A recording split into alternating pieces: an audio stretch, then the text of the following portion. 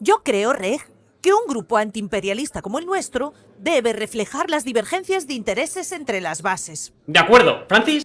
Sí, creo que el punto de vista de Judith es muy válido. Siempre que el partido no olvide que es el derecho inalienable de todo hombre O mujer. o mujer ser liberado O liberada. o liberada. De acuerdo. Gracias, hermano. O hermana. O hermana. ¿Por dónde iba? Ya habías terminado.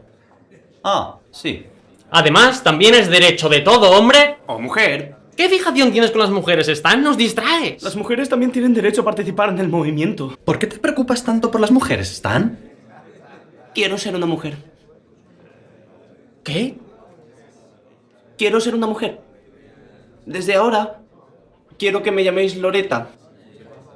¿Qué? Es mi derecho como hombre. ¿Por qué quieres ser Loretta, Stan?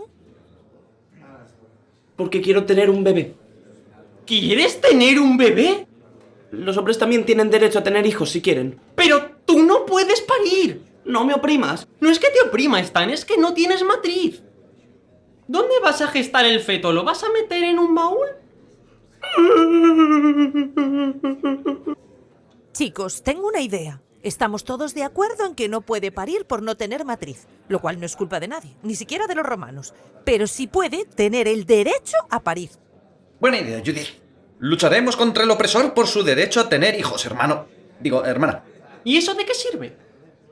¿Qué? ¿De qué sirve defender su derecho a parir si no puede parir? Es un símbolo de nuestra lucha contra la opresión. Dirás de su lucha contra la realidad.